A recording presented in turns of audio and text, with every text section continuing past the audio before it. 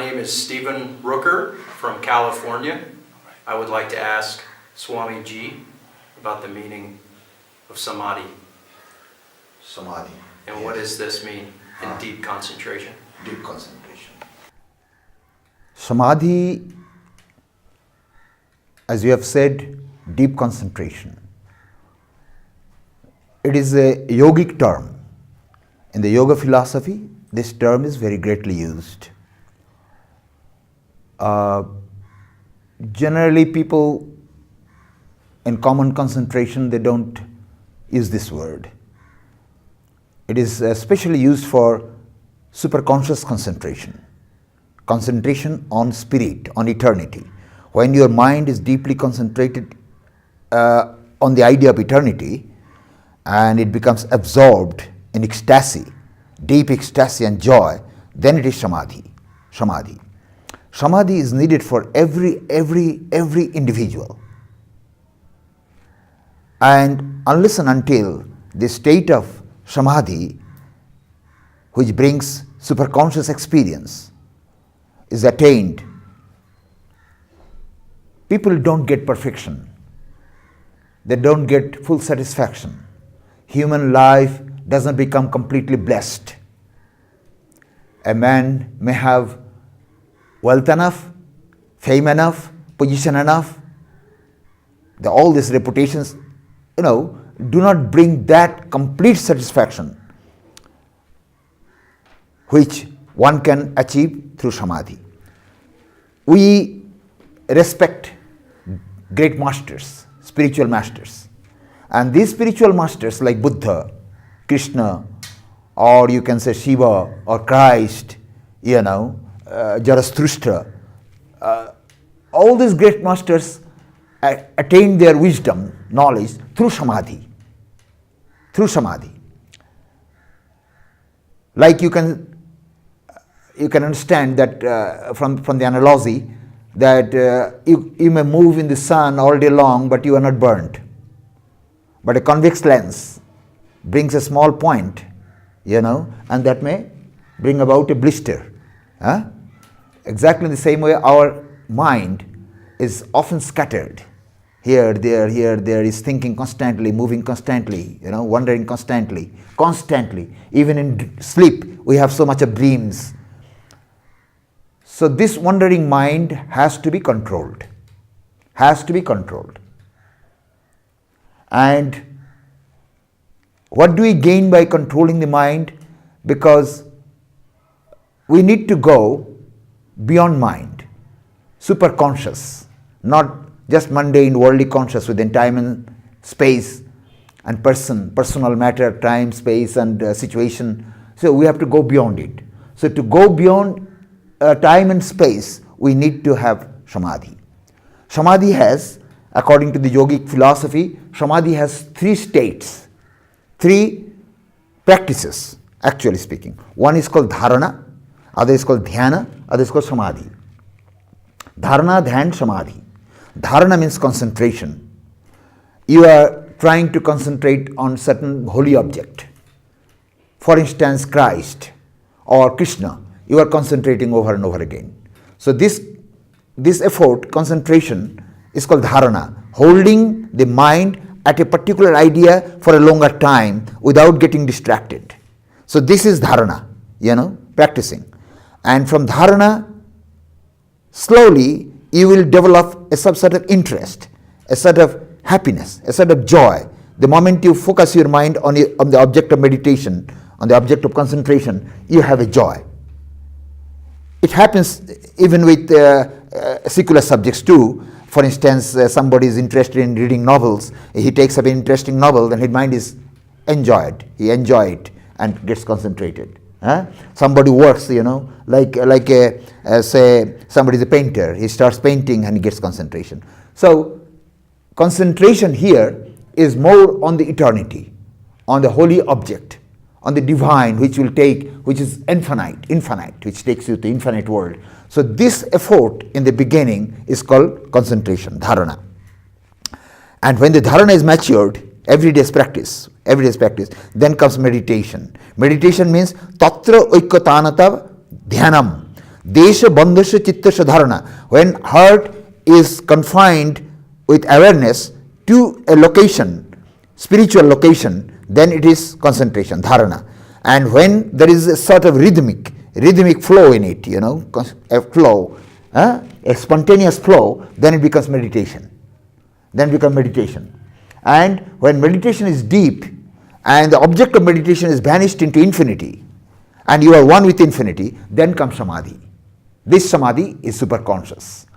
So Samadhi are basically of two kinds. There are many classifications, but they are of two kinds, two experiences. One is with the awareness of time and other is beyond time. Sabikalpa, nirbikalpa. Sabikalpa with time and with the sense of time, and nirbikalpa when the sense of time is lost, gone. You do not know, like a interesting film you watch or interesting discussion, you don't know how the time passes. So when you are deeply absorbed in the contemplation of the eternity, of the omnipresence of the divine, so much that you are lost, you have lost your sense of individuality and time and space, because time, space and person, these three factors are connected with each other. Because you have an awareness of person, and this person is connected with action, and when an action starts, then the sense of time exists. But when your person is gone, when you have forgotten your person, you are so much identified with the universe or the universal consciousness, then time also is gone and place also is gone. Your awareness of the place, awareness of the time is gone. So when you see, we know in the theory of relativity that what is time? According to Einstein, he says the sequences of action creates time. Sequences of action. We measure time by action. But when you are beyond action, then measuring time is no longer. So in the modern time, we are trying to conquer time and space by technological devices. We cross place, and we are with our mobile, with our phone, we also transcend time, situation, time and place, we conquer. But this is not really conquering time and space. We only minimize it, but we cannot go beyond. We can go beyond only by Samadhi. When we are deeply absorbed in our self, eternal self, everlasting self which is called Sat Chit Ananda. Sat means truth, which never changes. The world is changeable element. Every moment it is changing, but this truth never changes. So it is called Sat. Chit means knowledge, and Ananda means joy, true joy, not just sensual pleasure. It comes and goes. Sometimes it also produces misery, suffering. Eaten too much, suffering. Attached too much, suffering. Hoarding money too much, suffering. So this suffering is not there in the joy of spirituality. This is joy, eternal joy, the bliss. So Samadhi is basically everyday's practice. Every day if you practice concentration with some kriya, like pranayama and several other kinds of yogic kriyas, if you practice, sit upright and try to concentrate, focus on your forehead, the light, light of God. Here it is the center, it is like the kingdom, it is like the capital of the kingdom. The body is a capital here. If you concentrate here every day and think of the light of the divine, that light of the divine is spread everywhere in the universe. It's like a space. Divine is like a space spread everywhere. If you focus this omnipresence of the divine, if you focus your mind every day, slowly you will start experiencing Samadhi. A kind of thrilling comes in your body. Tears come down. Whole body is full of thrilling, absorption. Then you forget yourself, forget your misery, forget your worries that you are getting older, or your time, your money, what will happen to me tomorrow, what will happen to me, your time and space. Like Christ says in the Bible, think not for the morrow, for the morrow will take care of itself. Let the day's suffering be enough for the day.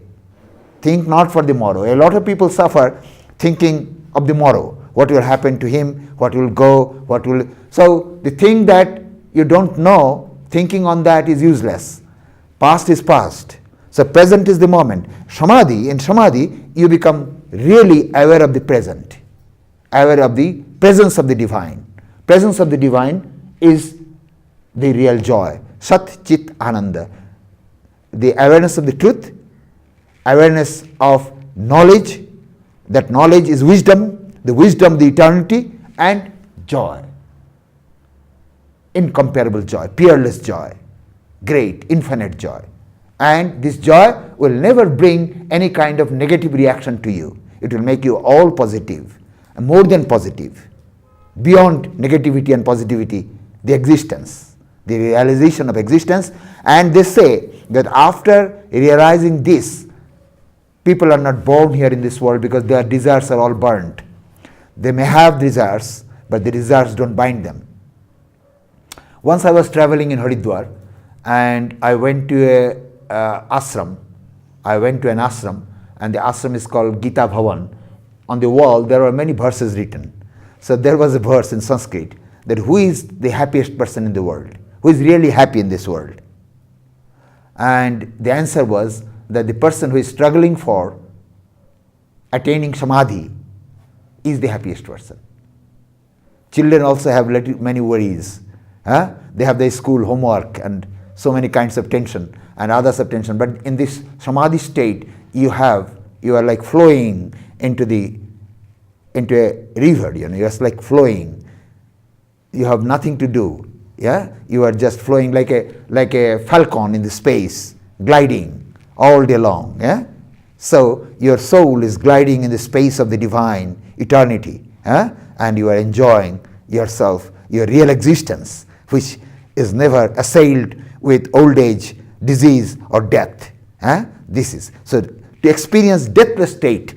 In short, to experience the deathless state of your soul through concentration of mind, having transcending mind, transcendental experience, transcending mind is Samadhi. Yes, Christ, we hear that Christ also came to India and he learned the Samadhi, and through Samadhi he has gained his knowledge. And you have dreamt Christ, you are blessed, Mr. Stevens. You are blessed that you have dreamt Christ, because this dream does not come to somebody when he wishes. It is a gift. So you have dreamt Christ, and Patanjali says that through a nice dream like this, a holy dream like this, people can attain Samadhi by recalling this over and over again. Thank you.